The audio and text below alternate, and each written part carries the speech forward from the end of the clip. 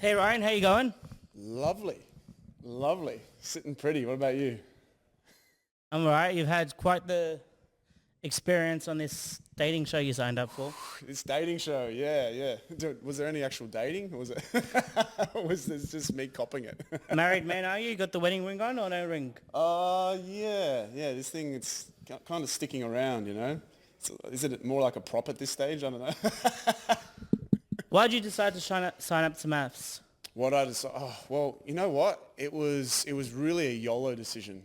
You know, like I didn't plan it. I'd actually not watched too much of the show beforehand. Yeah. But like the whole idea to me was like I wanted this like adventure. I wanted to find love in the process as well, and just like make memories. You know, at my at my 60th birthday, someone's gonna play that drop. Someone's gonna play that wedding drop, and it's just gonna be iconic. You know, in the pages of Ryan's life. So yeah, I went on there to just experience what it could be like when a panel of experts sits down and just analyzes you. You get to see yourself in a whole new light, you know, like things that you didn't even know needed working on within the confines of like getting to know somebody. So like emotional awareness, yeah, just everything that comes with being in such an alien landscape. Like the whole Yeah. thing is just, it's a casserole of nonsense at the end of the day. So you just dip the ladle in. And it's too hot, too cold. Like yeah, it's insane. Did you have? Sorry, I just need to. It's stressing me out. I need to make sure that's recording. I think it Oh, it is. Yeah, is. See. yeah. You're all good. You're good. You're Did good. you think that you would sign up to this show and get set up?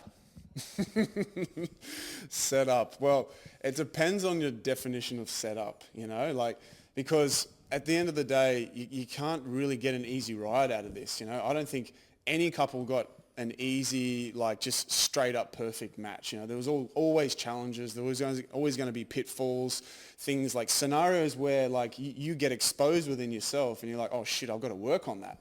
You know, but the whole thing about being set up, yeah, like there's Cupid matches and there's clash matches, you know, and obviously the clash ones are more entertaining. So I can kind of see the irony of it, but I could also see how I can learn from this and be a better person. And you were paired with Jacqui, Who? Oh yeah, right, yeah, your yeah. bride, your lovely bride. Yeah, look, it was a long road.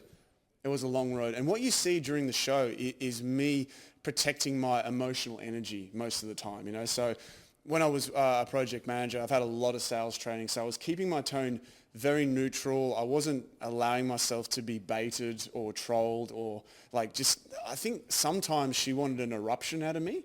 You know, I think she wanted to like, you know, pick at something, pull Yeah. at a thread until the whole thing unraveled.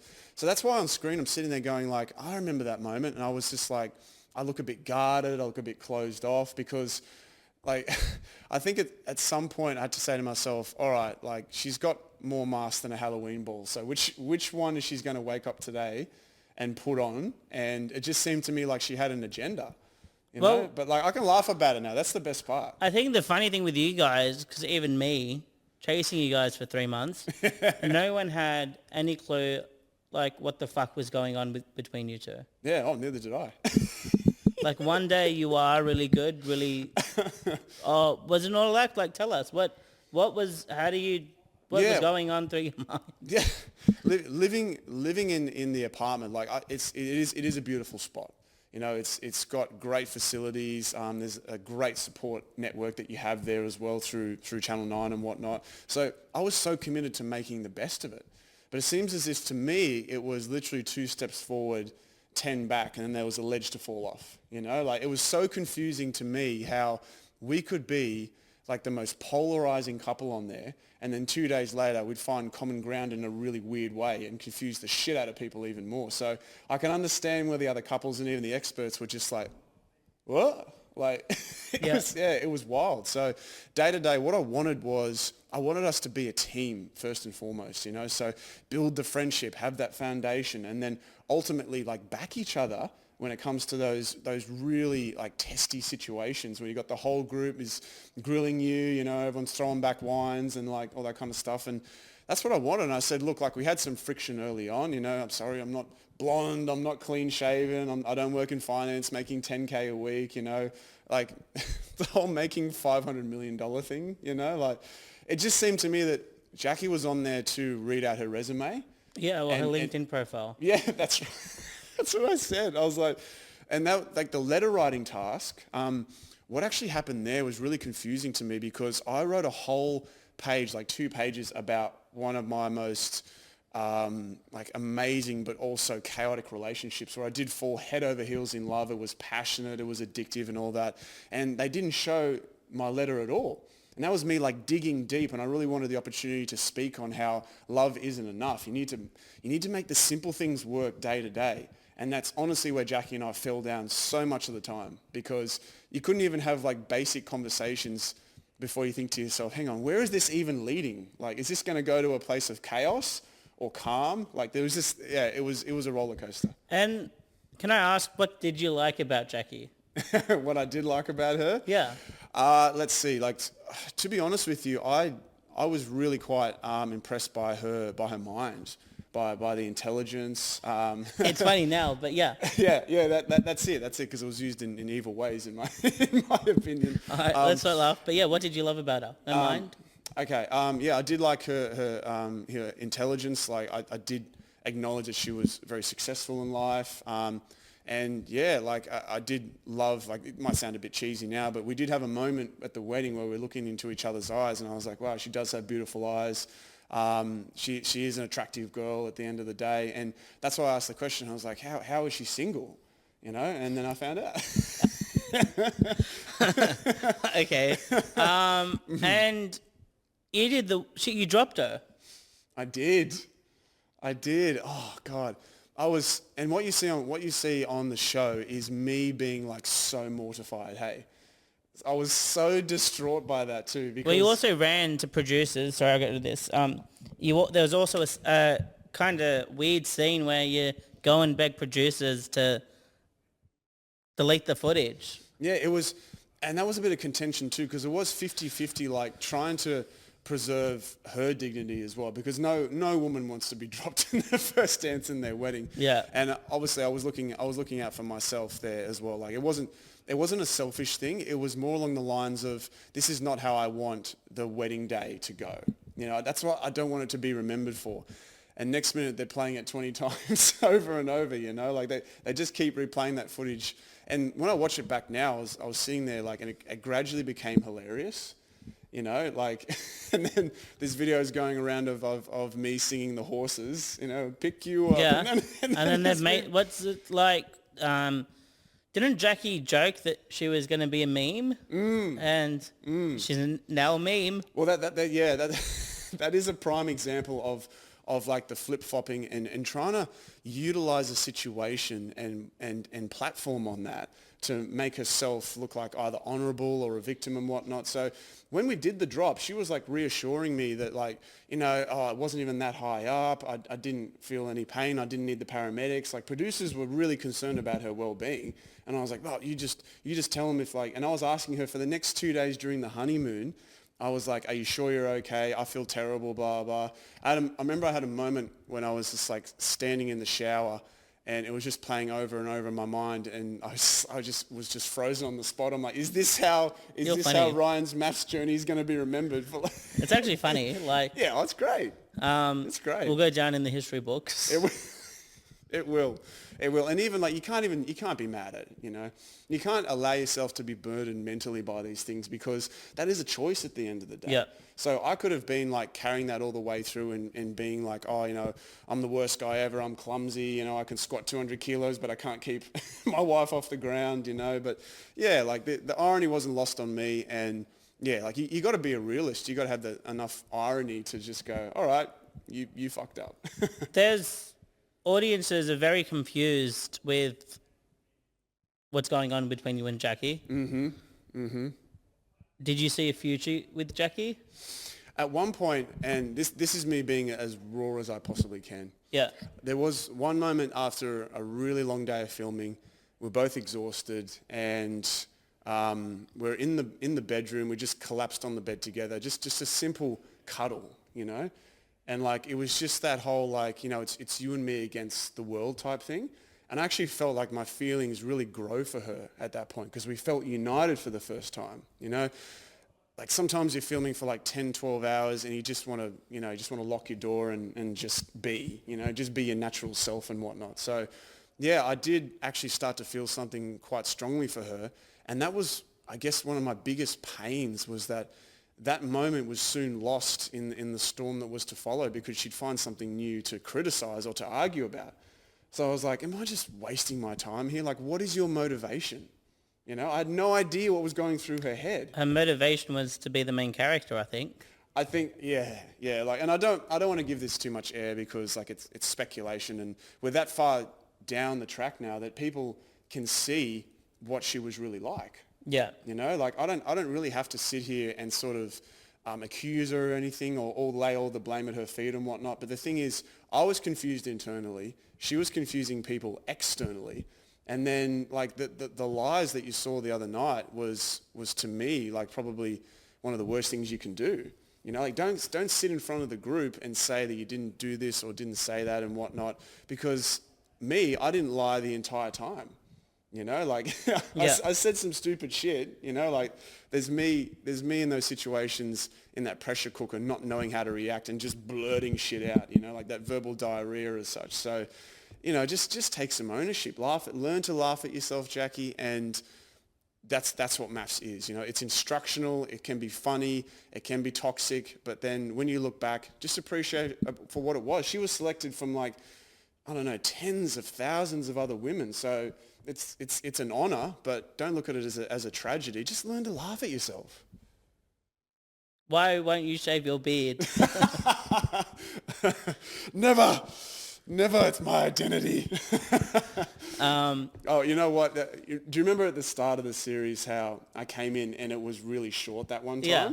Well, that was when we flew back from the honeymoon and I was like, oh, curse you, Virgin Airlines. Like you bumped my bag too hard and adjusted the setting. And then Jacqui goes, oh, did they really adjust it or did I? You know? We'll never know. Yeah, we'll never know. We'll never know. And I remember that moment. I'll never forget it. We were in the bathroom together getting ready. And I was just like, all right, I got to shave real quick. And I went, and all this hair fell off, like way more hair than what should have. And I was like, oh, shit. And then she's like, oh, you know what? I'm not mad about this, hey. Yeah, that's funny. Oh God, like man, like that's where I was so like on edge half the time because I didn't know if I was going to get set up for another scenario or well, Jacqui's I didn't know if I was come going out. to wake up in like blonde hair or something. Like Jacqui's come out and said that she was purposely trolling you on camera. What do you make of that? Like, or she was playing things up to set you up? Mm-hmm. And I would say, do you think she was? Yeah. Look, the pride comes before the fall. So if you do have an agenda going into this relationship environment, it all comes out in the end, you know, and you can't troll and bait and whatever she's admitted to. Like, I don't really pay too much attention, but you look back and you go, okay, so were you really trying to build a relationship or were you trying to like grandstand and give more teachable moments and like, you know, call out the old school man for not being modern and all that kind of stuff. So again, I didn't know her motivation. I didn't know like if she wanted too much pulp in her orange juice, you know, like I was just trying to figure out this person who keep changing almost on a daily basis. Like it's insane. And the group sort of, in this dinner party, we start to see the group turning on Jacqui. I wouldn't say it's even turning on her. I think it's just really, I just had to illuminate everybody, you know, and I use like the real world examples about the small brain, about the beard, about the criticisms of my place, of, you know, the elderly comment and all that kind of stuff. Like, at the end of the day, you can't hide from what's on screen. So I was like, all right, well, this is my experience. Like, I walked into that dinner party, like, really, really, like, I was sucked up, you know, because I was like, all right, I'm not going to sit quietly. I'm not going to be the apologetic guy who, like, has to work on himself constantly and she's this angelic goddess and whatnot. No, I was there to deliver. Yeah. You know, I wanted to just lay it all on the table and, yeah, like, the whole group was like, holy shit, like where's this Ryan been this whole time?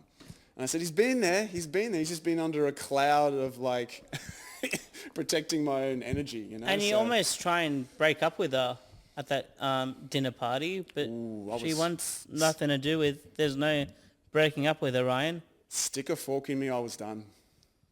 You know, like I was at that point, And rather than say like, I don't want to be with you, I just said, I can't salvage this. You know, like the wreckage was just like, yeah, like trying to put together the pieces after that for me, impossible.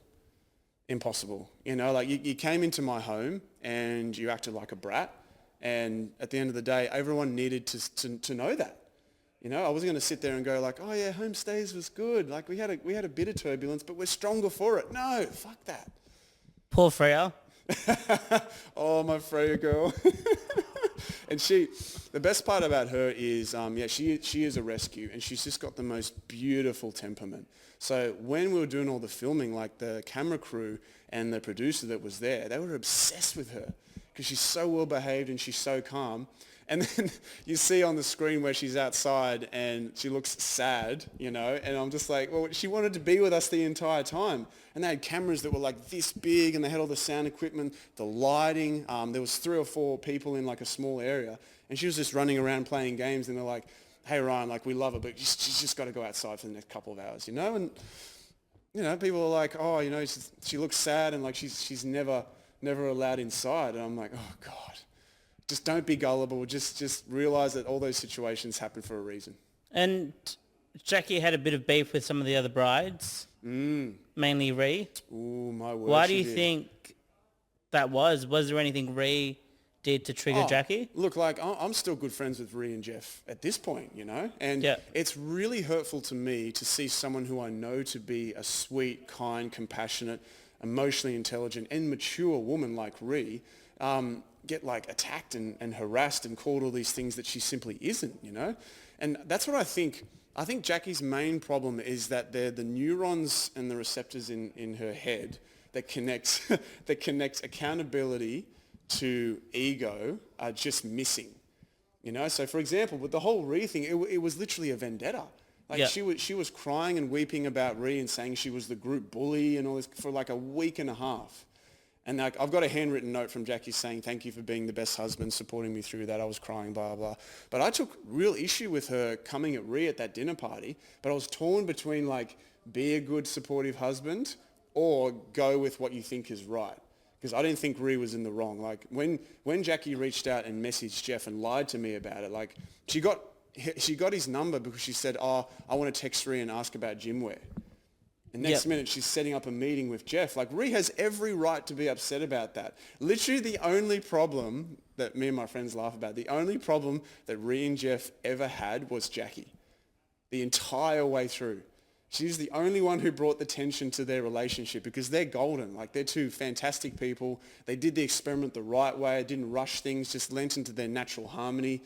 At the end of the day, I was thinking, like, why would you want to go at that? Why would you want to try and create an issue for them?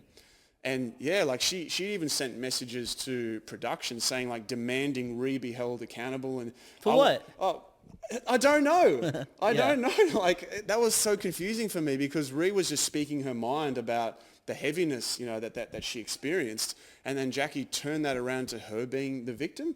Yeah. You know, and because as I said, the ego and the accountability just don't line up. It became a whole thing for her, and I was exhausted. You know, like, look, I said, look, I like Ree, I quite like her. Why do you hate her? You know, like, it was a mess.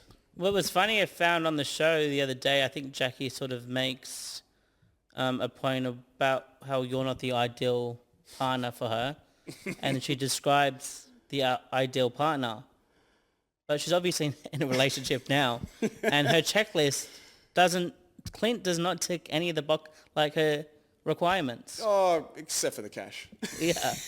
But like that's what I find very confusing. I'm like, Jacqui is digging her own great like hole right now. I know, and like like she's hit clay and she's still digging. I think like it's so silly to me because she did come into it with incredibly high expectations. You saw on the wedding day, oh, I'm a bit disappointed he's not blonde. Why is he not clean shaven? His dog's a red flag. Like the criticism started almost immediately.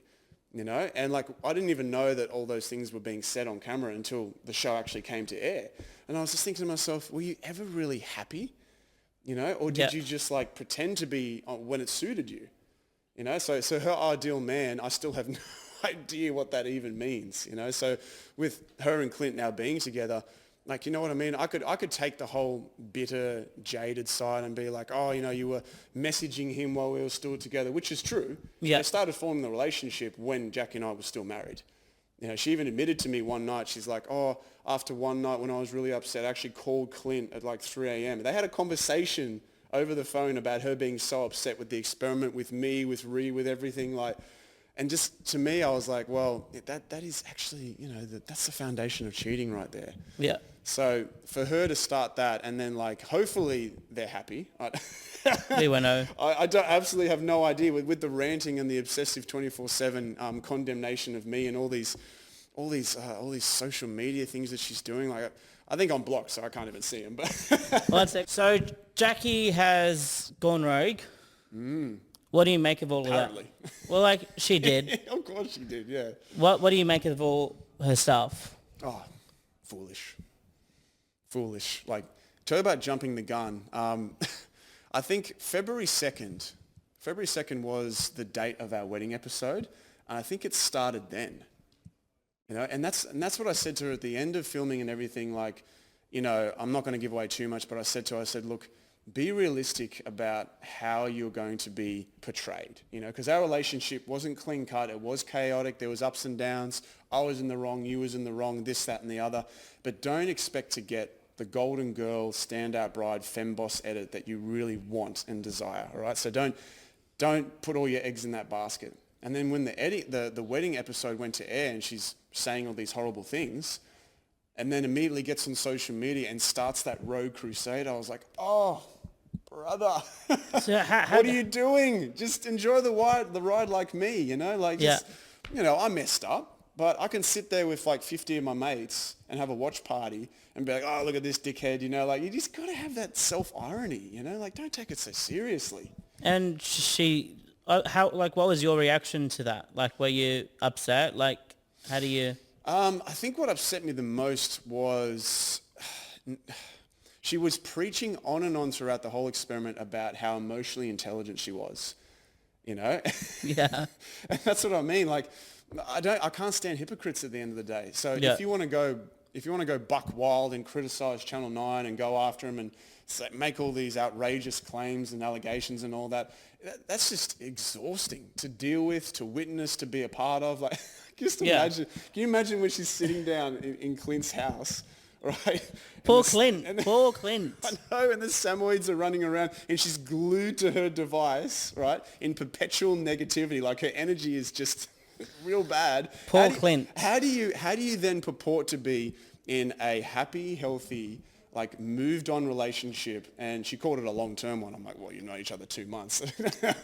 But how do you manage to keep all that up and still be in a healthy relationship dynamic? I can't even imagine. I don't even want to touch it. Well, I do want to touch on that. Obviously, there's a few things we want to touch on, but one of the things is you do walk into that reunion. There's whispers about it.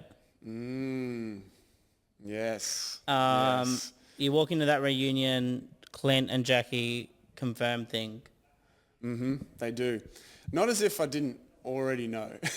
Well, that's where I want to go. And it was like one of the worst kept secrets Yeah. in the history of maths, Like, and I think at the end of the day, what people have to realize is that Clint and I were quite good mates at the start, because he was really struggling with Lauren and the whole, like, she doesn't desire me, I don't know what to do here, this is such foreign ground to me. And I've still got text messages from him saying, like, oh man, I really appreciate our chats, thank you so much, it was a really tough day with production and filming and all that. So I was showing him a lot of support initially.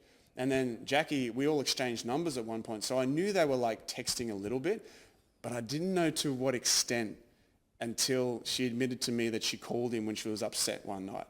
And I was like, that's a bit beyond, like, just a friendly, oh, I have male friends type thing, So my suspicions ended up being confirmed. And then after that, I was like, you've made a joke of our time here. Literally, yeah. Yeah, literally. And and I guess I saw the funny side of it afterwards. But at that point in time, I was just like, why did I spend all this time? Why did I take so much accountability? Why did we have all this back and forth and, like, the tears and the genuine ones anyway, and all that? Why did we go all through that when you could have just been like, okay, Clint's out of the experiment, I want to leave now because I want to pursue something with him? I would have fully understood. I'm like, look, you think you found your person? Communicate that to me. Go and pursue it. Go to Tasmania, whatever. I don't give a shit. Well, Right? she did go to Tasmania. Yeah, she did. Yeah, she did after the reunion. Hey, and that to me is like I say. So you bought a one-way ticket from Manly, packed all your bags. Like that's a big gamble to take. So their connection must have been so strong, and it must have been developing while we were still together. Because otherwise, how does that make sense? You know, It doesn't. It's not a blind date. Yeah. It's maths. You know, loyalty over royalty and trust above lust. That's the two things that I live by in a relationship. So yeah. What a circus. And Jacqui has come forward with the whole series of wild, sensational claims against you. Oh, puts me to sleep. Puts me to sleep. Like I don't entertain that stuff because at the end of the day, we're not 17. We're not Gossip Girl. You know, we're not like a tit for tat. He said this, she said that. I'm going to drag him through the mud and all that. It's just it's a toxic dynamic. I don't buy into it. Hey. But what I do have, and what I think is the most relevant, is actual communication, like receipts, evidence, all that type of stuff that paints the real picture. Yep. So I didn't feel the need to make 1,000 pieces of content and go on like lives and like and just try and deconstruct how Channel 9 made Ryan look slightly better in a scenario. Yeah. And this is I don't feel the need to do that. I feel like it's exhausting. That's literally what she's reacting to. It's not you being an abuser on set. It's you've gotten a better edit, and therefore she's like, what can I say or do that's going to make Ryan look bad? I know, but and what's hilarious to me is that she knew that the whole stupid intimacy comment thing, she knew the drop, she knew that the testosterone thing was going to come out. You know, like I look foolish as hell during those things, and I just wore it like a champ.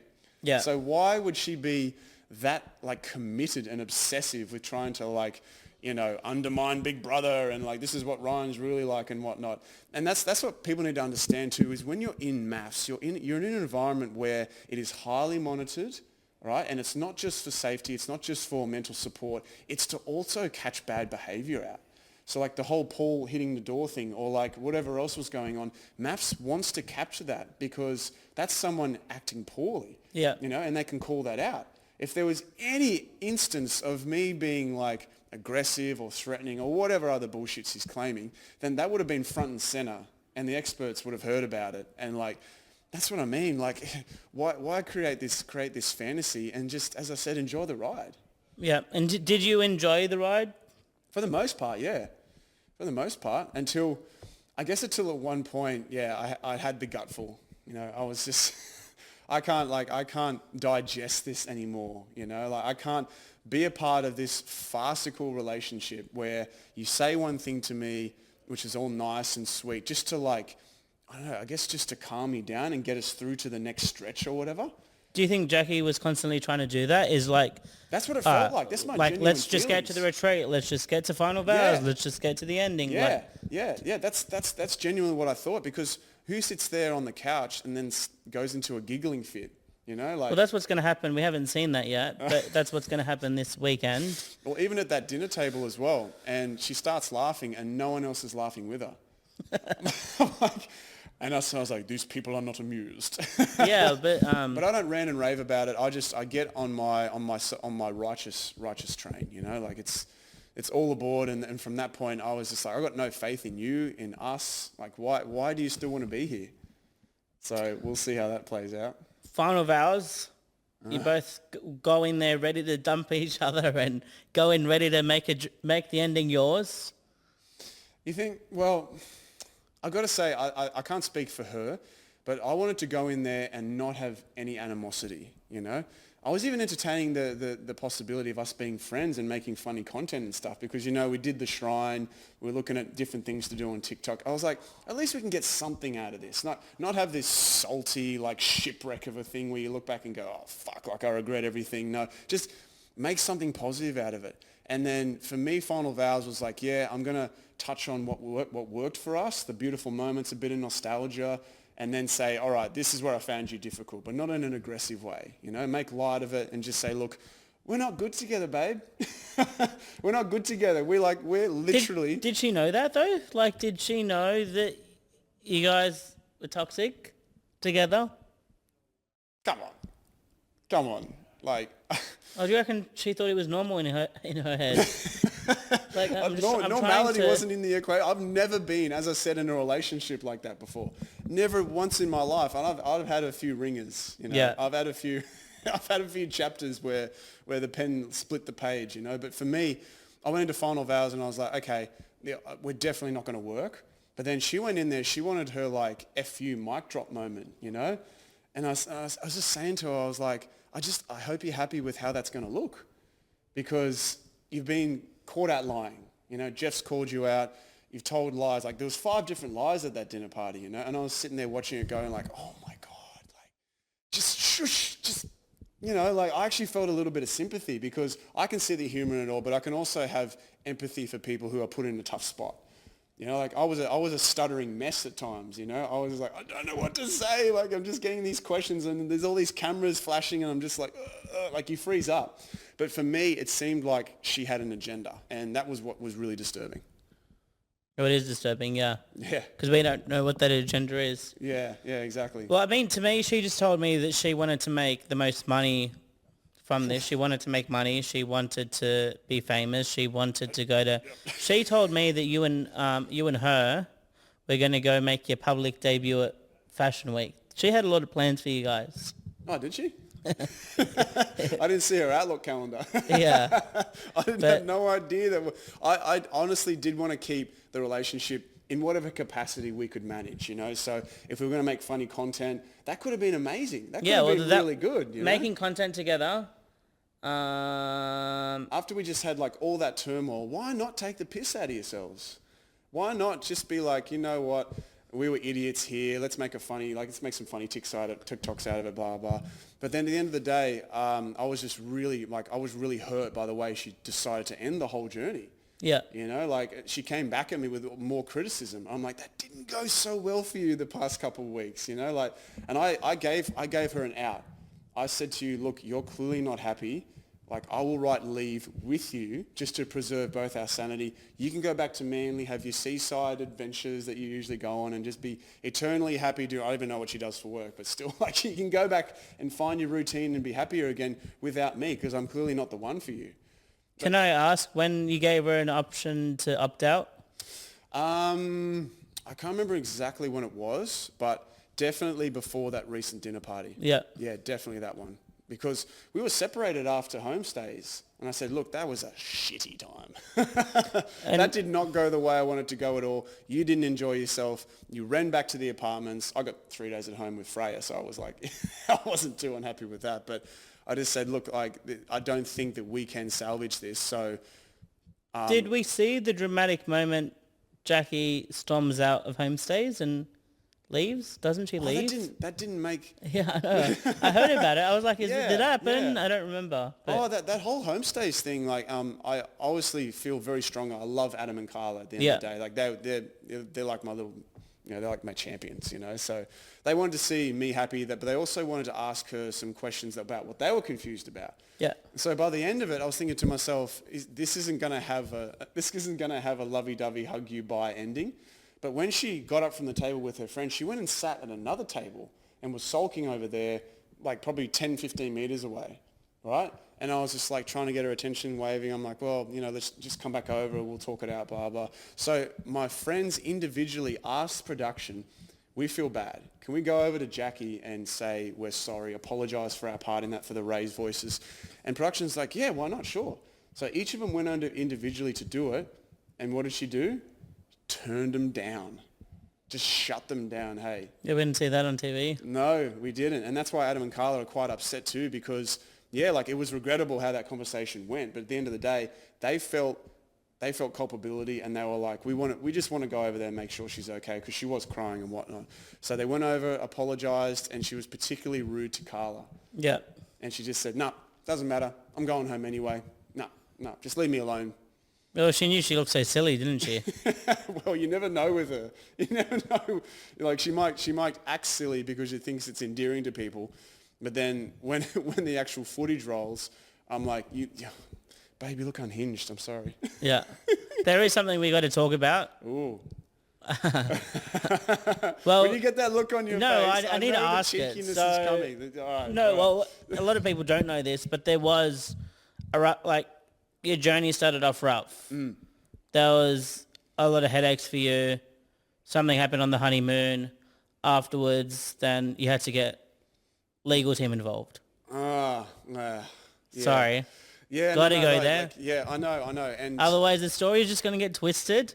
I know, and things are already twisted. Yeah, that's what I mean. Things so are let's already just let's confetti get right we now. got to Things get are to spaghetti the bolognese, bottom man. of it, and Yeah. like it is what happened. Like there's no denying all of these allegations and stuff, and bloody rape jokes and Oh God, all of yeah, it. So yeah. why don't we debrief all of that? Well, yeah, not to get into too much detail on it, but what happened at the honeymoon was, as I posted on my other account, like there was a situation where we were just enjoying ourselves, having some banter. There was in the hotel room, there was a phone where you could order specialized pillows to sleep on, right? And there was like, I don't know, 5 different types. We're having a good laugh about it, like, oh, this is ritzy, data, this and that. And there was one there that was for pregnant women, right? It was, Yeah. it was, and we're like, oh, that's pretty funny. So pick us up the phone, ordered one. We're still laughing, sipping champagne in our robes, all that kind of stuff. And then she says to me, I thought it was a bit of a weird remark, but I was like, I'll just banter it back. She goes, oh, I won't need a pillow anymore because I've got your arms. Right? And I was like, well, yeah. I said, I'll be careful. These arms can cause pregnancies, Yeah. And for me, that was just me being a bit cheeky, I was like, oh, like careful. Like it's just a cheeky joke at the end of the day. And her reaction was like violent. Hey, it was like, she sat up from the bed. She like recoiled from me. And then just the change in personality was frightening, She's like, what do you mean by that? What the hell are you trying to say? Yeah. And I was like, Was this on camera I was looking at or? the camera crew. Oh, Yeah. there was camera. Yeah. Yeah. Literally. And no wonder it didn't make it because it's such a controversial topic, You don't want to touch that with a 10-foot pole. But I watched her just change into this person who wanted to interrogate me about the joke. So she sat there and she was just firing questions at me like, what did you mean by that? Have you gotten women pregnant before? What's your history of relationships? Do you have a criminal record? Like, and I was like, whoa, like I felt kind of trapped in there because we're being filmed and I'm like, well, I've got to give honest answers here, Lying just doesn't pay. So Yeah. I answered them truthfully and I was really upset at the end of it. I did talk to production and they said, look, like that was a pretty intense scenario. More than likely because of the topic you touched on, it won't make it to the show. So I was like, all right, I'm still a bit traumatized because that was a really personal things and she just took that completely the wrong way and blew it up. Anyway, so, and this is where for me it gets really tough to talk about because of how scared I was in the following week. So we went to the first commitment ceremony and I knew she was still upset about it, right? I was just trying to put us back on a positive track and everything. So when we had our turn, the first thing she did was sit down in front of John, Mel and Alessandra and said, oh, Ryan, we had a lovely honeymoon, but why don't you tell them about the joke you made? And I was like, are you sure? Are you sure about that? Is that really relevant? And that's why I was like, what is your agenda here? Are you trying to make me look bad, look evil and whatnot for your perspective on things, right? So I repeated the joke and then I said, be careful, these arms can cause pregnancies. So all the rest of the group was sitting over there, they heard it and half of them laughed. They had a bit of a chuckle, right? That triggered her in a way I've never seen before, hey. She leant over the couch, looked over there at the rest of them and said, how the hell can you guys find that funny? What the hell? Like she was literally yelling at them across the room. And like people like Tony are like, whoa, like what the hell is this? Anyway, she went on this little tirade. And I said to her, I go, because Jacqui, it's kind of funny when you think about it. She goes, it's not funny. I will forever stand up for women's rights, particularly when it concerns rape. Where'd the rape come from? I have no idea. Yeah. She screamed it across the room in front of who knows how many crew, the rest of the cast, and they will verify it as well. Like they wanted to skip past that as soon as possible because it's just so dangerous, Like that is such a dangerous thing to say and be associated with, particularly as a man, you know? Because, Absolutely. yeah, exactly. I would have went running right there. Yeah. So, well, that's it. That's it. So what happened after that was, after she screamed it out, I took my arm off from around it and I just went, oh, like, are you sure, Jacqui? Are you sure that's the direction you want this to take? Like, what is going on here? So the experts, they leaned forward in their seats, right? And they were like, Jacqui, are you saying like a lack of consent was performed? Like, can you elaborate on this? She went white as a ghost. She was like, oh. And then obviously they had directions from production. And then John or Mel just goes, all right, everyone, we're cutting filming right now. We're cutting. And then she was just like sitting there like, and I was just shaking. And I was like, what the hell just happened? And I nearly ripped off my mic and ran out that big sliding door right then and there. So we took a break. We did the rest of the commitment ceremony. I probably look a bit shaken up by then. So you saw that, you know, it was about me challenging the experts or something like that. So a whole bit was cut. Anyway, so we went back to the group and we had a break, and I basically ran out of the room, and I was sitting in one of the private rooms, and I was just sitting there and I was just like rocking. I'm like, oh shit, she said that on live TV. She said that like, I've never heard this before in my life. What do I do? Next minute, the head of mass production comes sprinting into the room and just said, look, Ryan, that was horrific. All right? Like that kind of association, not only is it bad for you, dangerous for you, but it's bad for the network as well, you know, particularly when it's unfounded and she couldn't elaborate on it, you know, like there's no founding for it. So, and I said to her, look, like, I don't know what I'm supposed to do. I need to get away from this person. I need to get away, you know? So what happened next was them just saying, look, it's very early days. That is horrible. You call whoever you need to call. We've got the psychologists on standby. Like, they were really good about it. Yeah, they were. That's good to hear, yeah. Yeah, they were really supportive about it. They didn't want to lose a groom. Like, they'd already lost Elliot and Tim and then Jake as well. They're like, fuck, they're just dropping like flies. But for me, I had a real serious concern for my image, my safety, and being associated with that, right? So as soon as I got back to the apartments, I was on the phone with my best mate, who was a solicitor, told him the whole thing. He wrote everything down. He said, look, if this situation develops, right, you can just understand that you're protected here. What is Channel 9 doing to help you in this? And they said, well, look, they had discussions with everybody and said, this is never going to go to air. Do not discuss this beyond this room, etc., etc. Like, for me, I feel as if at that point, I was so traumatized that you see a really dimmed down version of Ryan for the next few weeks.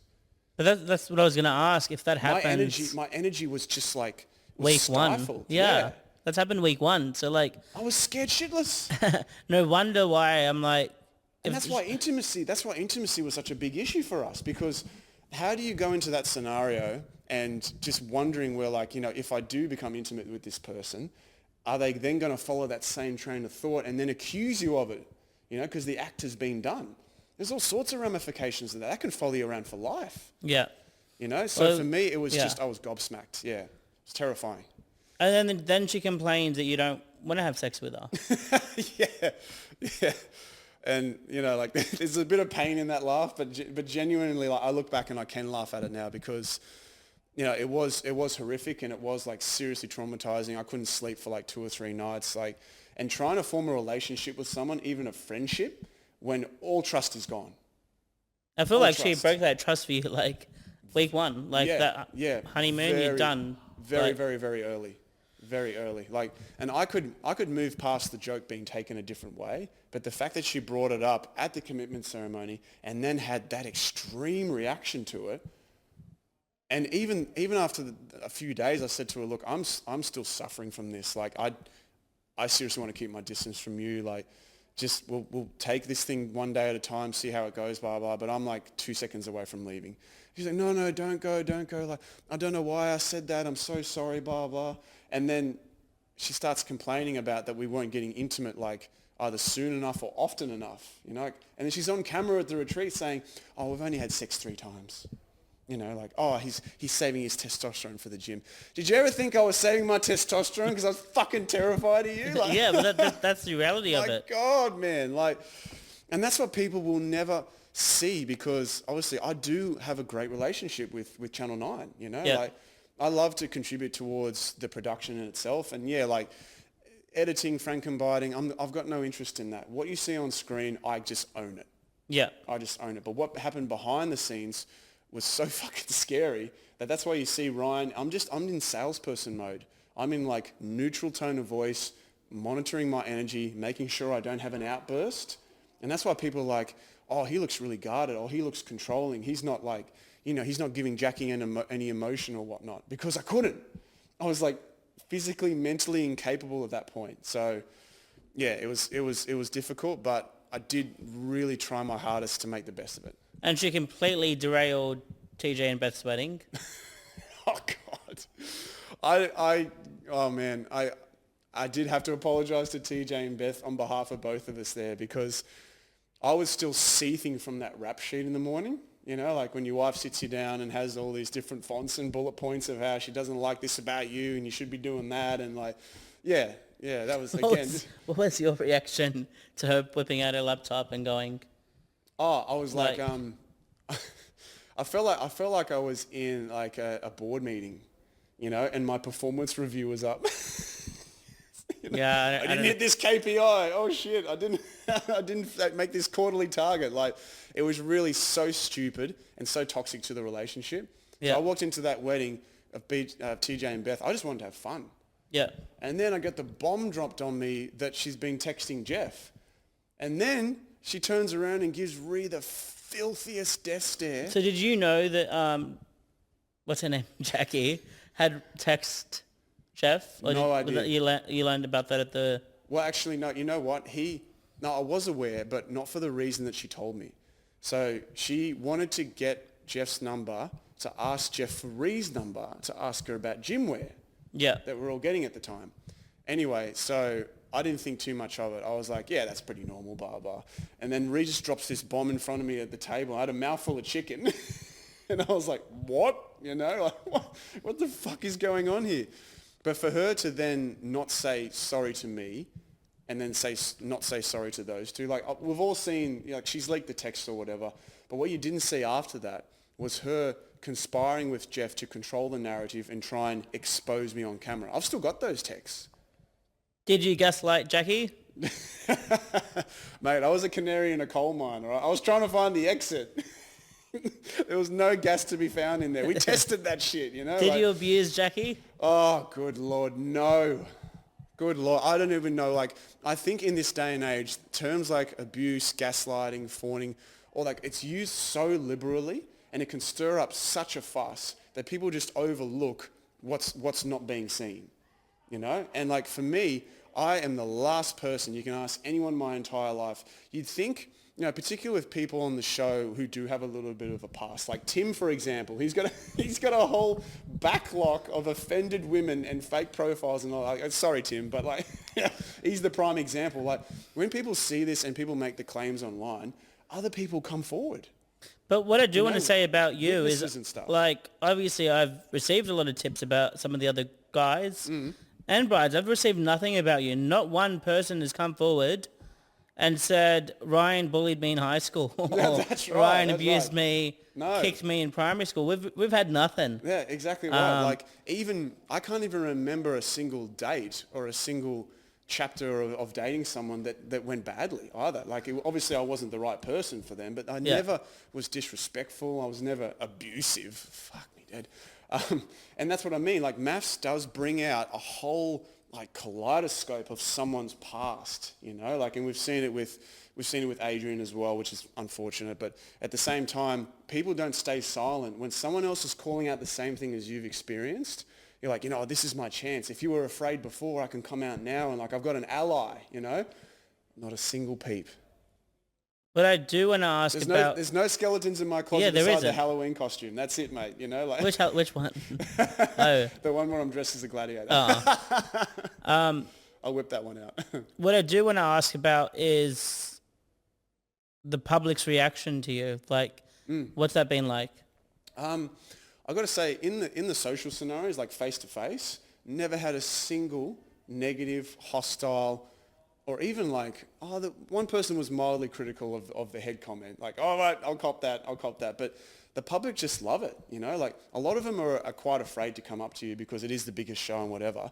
But I've done like thousands of photos. I've just cracked funnies with people. People are like, I don't know how you lasted that long. I'm like, neither do I, like maybe I was roofied before every commitment ceremony. I don't know, but I love the public.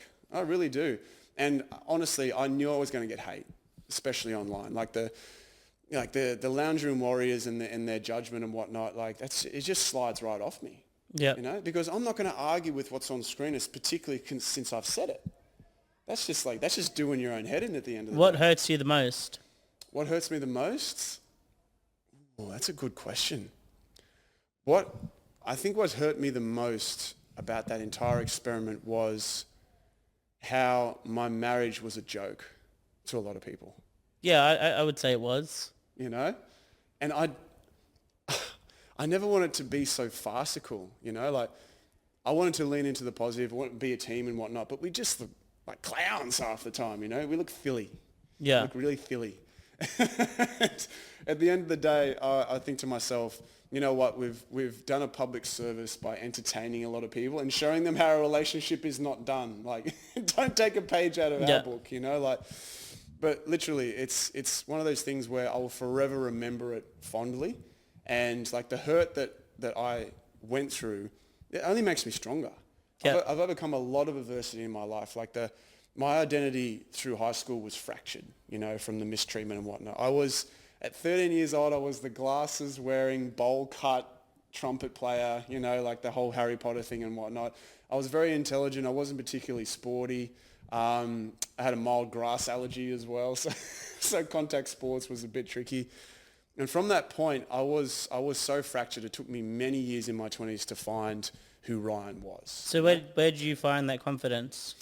Where I found it in realizing that life isn't solely focused on how you see it. It's about the direction you take after you've been through a struggle.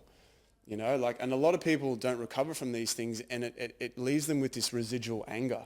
And that was me for a few years. I was an angry young man. I was like, how dare you, world? Like, why are you doing this to me, blah, blah. But then I was like, I can flip that. I can flip that into a strength. I can monopolize that within my mind and draw upon all those resources to be successful in business or to buy my own place or to support my friends better, be more empathetic and whatnot. So I'm always fighting for the underdog. Always. And particularly even when I go to the gym, the warrior goes to the gym or whatever. But there's a lot of young guys in there and young people who are going through the same thing. Like their confidence is just really low. They're very tentative around the gym. Yep. And I give them a spot and I'm just like, oh, well, you smashed that set. And I just give them a bit of advice. And a lot of young people these days are struggling with their emotional integrity because they're perpetually online and no one comes up to them face to face and says, how is your day? How is your week? Like, how are you feeling about life this week? How's it treating you? What have you got done? What are you frustrated about? And when people open up to you, it's like they never have before. Yep. So I think that in general, maths has taught me that you can have the biggest argument with someone across a dinner table and then they can tell you 2 days later about how they had this traumatic experience and you can bond through that. So that's what I mean. I don't really make enemies, I have a clash with someone, but I always turn it around in a sense of I'm not vindictive. I hope they're not vindictive. So that's why I struggle so much with Jacqui, because this is a crusade of bitterness and obsession, and I will never understand it. I won't either. Well, we don't know. What I do want to ask about, like, you are kind of outspoken. You do have strong views about certain topics. Were you worried that you'd be the villain? Yeah.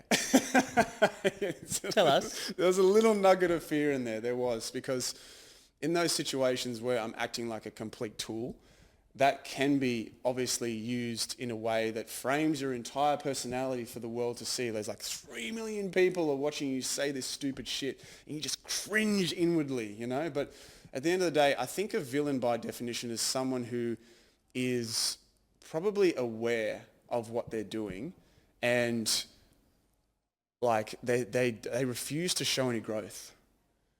Because you can make a mistake and you Yep. can double down on it. You can double down, triple down. You know, I'll take the house for everything, and just you take that gamble and you hope people see that your point of view. If they don't and the majority is against you, you have to evolve. A villain doesn't evolve. Yeah. Well, I think you're getting a decent at it. What was your reaction to seeing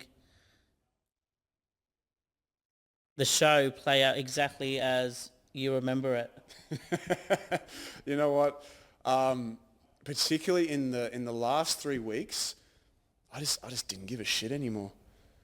That was the real Ryan coming to the surface. You know, it was still moderated because you can't go balls to the wall and just like start like slamming your partner and saying you make me feel like shit and you're a shit person. Like that's not what it's all about. You know, you'll get taken to the cleaners for that. I think what's important is that you can't let your own energy be too dimmed by it. Like you're sitting in front of a camera, you're sitting in front of production and whatnot. It can be really overwhelming, right? But that's what causes people to make mistakes. So I learned from them, whereas others were like, no, that's not the real me. Was there a moment where you snapped and just go, Yeah. F this, I'm going to be myself, like just not hold back anymore? All right, just hear me out. So when I was sitting in the tent with my light green suit on, I could hear all the other couples being given their marching orders. All right, we're going in. I heard like 10 lots of, come on, let's go, come on. And then it's replaced by this eerie quiet. And you realize that you're the only one left ready to enter the cocktail party. So you're just sitting alone with your thoughts. Like everything's faded, there's no more chatter. And you're like, fuck, I'm last in. Our issue is going to be the main dish for the night. Was this dinner party or CC? This is the dinner party. Yeah. Yeah. And that's what I mean. Like when you're sitting with your thoughts in that moment and everything's gone quiet, you can choose to double down on yourself. You can like retreat into yourself and just be like, oh, just don't hurt me, da da da. But I just said, nah. Like I was singing in the car on the way there. I'm going to be singing when I get in there. Yeah. I didn't give a shit anymore. I'm like, here's how she's treated me. And then even Rhea and Jeff were like, they were firmly on my team at that point because they could see the manipulation. She directly lied to Jeff during the cocktail party about the whole finances thing. You can see Jeff's got great facial expressions, like really good. So Yeah, he does. his shock was so genuine that she was like, oh, I never said he wasn't good enough. I never said this, that, and the other. I'm like, Jacqui, I was there. Like, and for me, that's when I just knew I just had to speak my truth. What has been her biggest lie?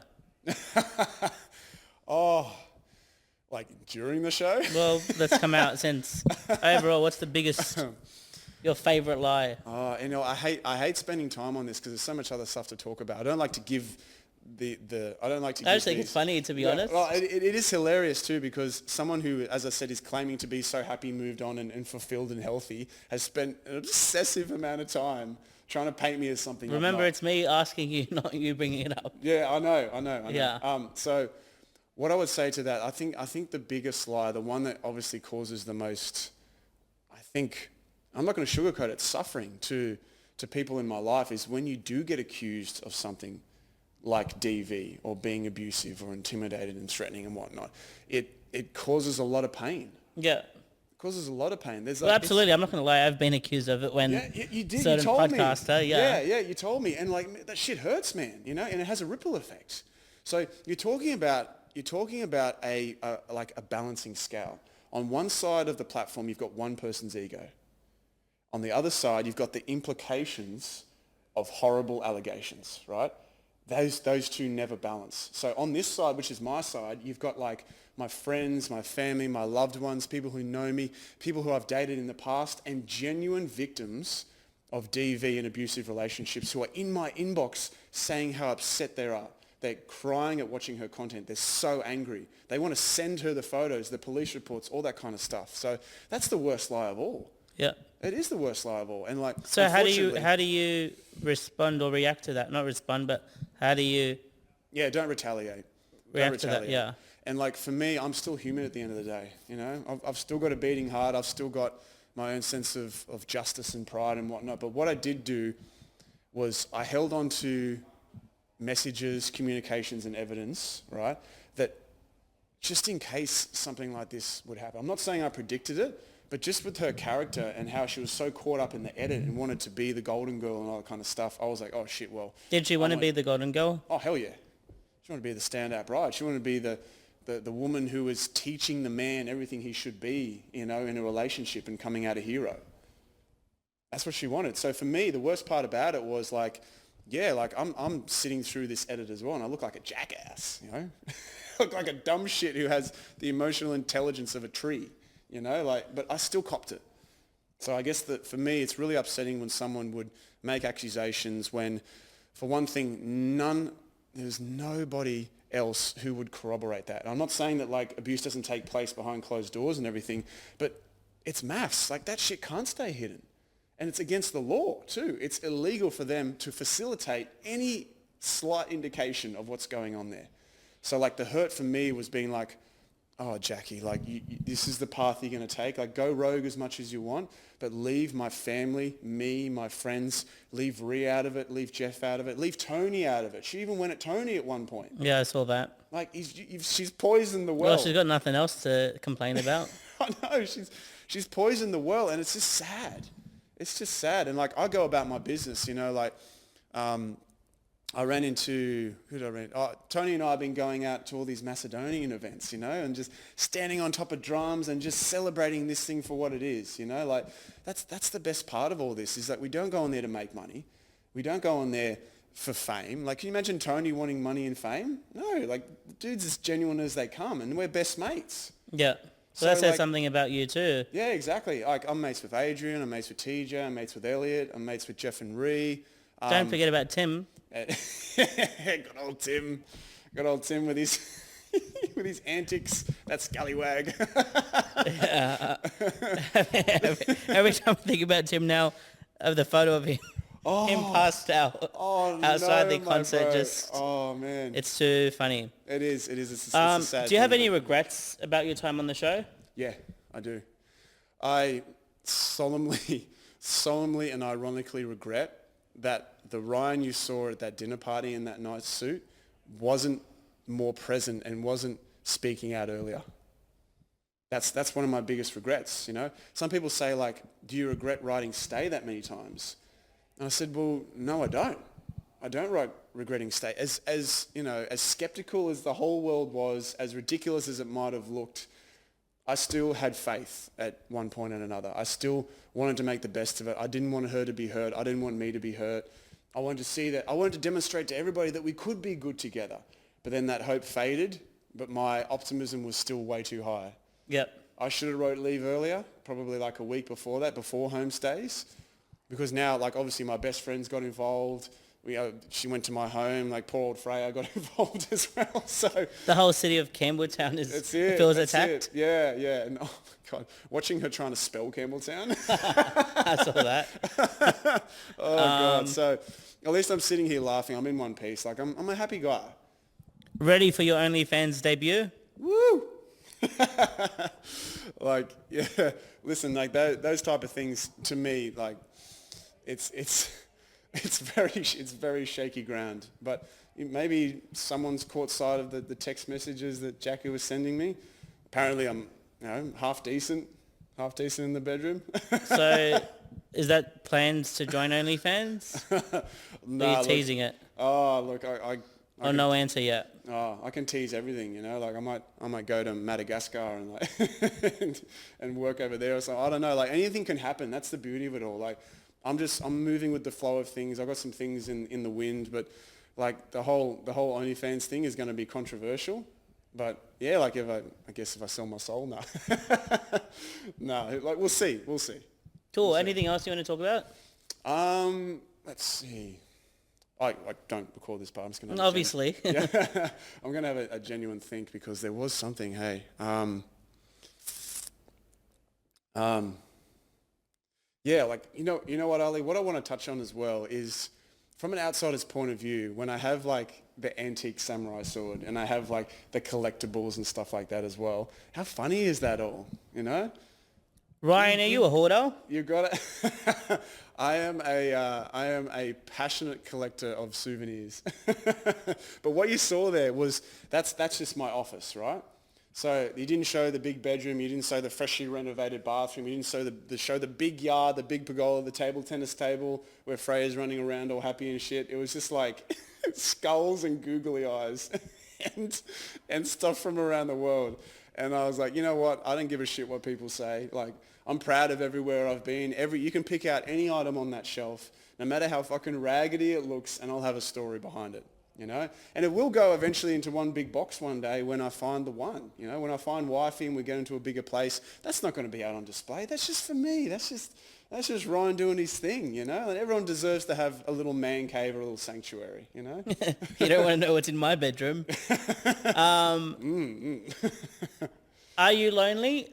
Jacqui has accused you of being lonely for too long and living like the elderly. Oh, the whole elderly comment. I mean, that's what she does, you know. Like she selects a ridiculous concept and then makes a scene out of it, you know.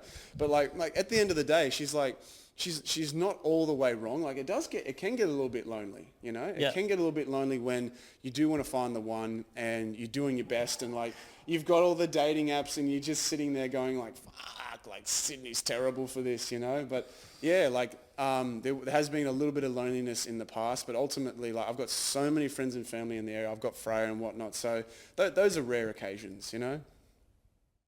Just waiting to find Freya a dog mum. That's what I really want. Oh, cute. Yeah. Because I think Jackie's concerns were cute and valid. You think they were valid? I think she was genuinely concerned about you How the fuck can you tell? living like the elderly. Because she's crying and she's genuine. Oh yeah, that's an indicator of it. I was Hey, just like, it's the most random thought to have. Oh, it is, hey. And what you don't see is that you don't see her being like so happy and laughing when I'm playing with Freya. You don't see any period during that home stays where she's actually happy. Yeah. You just don't see it. And Was she happy though? oh yeah, when we went to my place and I was like making a NutriBullet shake and cracking jokes and all that kind of stuff, like I was in my element, you know. And she's patting Freya and seeing what a beautiful girl she is. Did Jacqui sleep the night there? She did, yeah. Yeah. So I nearly forgot. Did you go buy the extra pillow for her? What happened? Tell us about that. So, so my bed only had the one pillow because obviously I don't live with anybody. So I got permission from production to go to a local sleeping store, right, a local bedding store, and picked out the most like luxurious memory foam, like pristine pillow for her. And it was a whole thing. Like we went back to my house and I like pulled it out of the container. We're all on film and I'm putting it down on the bed. We're having a laugh about it. And I'm like, oh, look, it belongs there now because you're here. I had the worst night's sleep of my life. Right. because You guys went shagging all night? Because she was there. You went shagging all night? No. That I was gonna say to people, I'm like, here's my bedroom. Here's where the magic didn't happen, because it really didn't. Hey, She escaped, didn't she? Oh yeah, she ran out of Ambervale in a huff, like, oh, you didn't stand up for me. You're the worst husband ever, you know. And you know what happened as well? Oh, she went back to my place to get her things after that. She wrote more stuff on the board. she wrote more fucking stuff on the board afterwards, like, oh, protect wifey, all this. And then she wrote me a handwritten note, right? This is the most cooked part. So there was a handwritten note and there was more stuff on the whiteboard. So the handwritten note was her saying, oh, hi, Ryan. Thank you so much for having me at your beautiful place. Thank you so much for the hospitality. I really enjoyed it. Hopefully I get to come back here one day. And then on the... Okay, I've got to ask a question. What? Was there anything that she wrote down on the whiteboard that you actually went and done? Yeah. What? I moved the sword back into the office. Yeah. You think it was there nice. originally? Was it? I put that there on purpose because I knew she was going to comment on it. Oh, I love it. But she didn't know about the sword, did she? She wouldn't have... Like, we know about the sword because we've seen it in your backstory, right? Yeah, but She wouldn't have known. No, like, I told her everything about my life, like, because I'm passionate about Japanese stuff. Yeah. You know, like the kimono and the sword and all that. So she did know about it. But the positioning of the sword, I put it there because I knew that she'd have a whinge about it. And she did. Oh, hell yeah. Hell yeah. And the whole thing like, oh, you know, put the office back in the office, do this, do that, clean that. I'm like, I haven't been home for 3 months. This is all just basic. What about the rotten eggs? Oh, yeah, I left 2 eggs accidentally in the fridge. And then she's trying... That's just the person we're dealing with here, making mountains out of molehills, trying to like, drum up as much drama as possible. Like it was a time to be alive. Well, unless there's anything else you want to touch on, No. I think I'm happy to call that. Yeah, I'm pretty happy too. I'm nice and Well, sweaty. I think we want to have you back here. We'll invite some of the other grooms, Yeah, let's do it. maybe a few brides. Yeah. We Let's can fill mix things up. Let's fill this catch up, baby. Yeah. Yeah, because let me tell you, the commitment ceremonies were some of the sweatiest times of my life. Oh, Karina was just sitting here sweating, Oh, it's like, especially in here. I'm like, yeah, you'll see her. when we go into the reunion, like Elliot, me, Dave, Jeff, we're just dripping. We're like looking for serviettes to just clean ourselves up, and like, it's so hot in those things, and everyone's like screaming and yelling. Yeah, I was cooking. Cool. I think I'm pretty happy with that, to be honest. Yeah, me too. I just need you to look to that camera. The one on the left? Yeah, that's your camera. Yep. And just say, this is Ryan from Maps Season 12. Stage, like, pretty much plug the Daily Mail interview. Just say, stay easy. tuned for the full chat or Yep. whatever. Yep. This is Ryan from Season 12 of Maths, The Warrior. Thank you, Daily Mail, for having me. It's been an absolute pleasure, and stay tuned.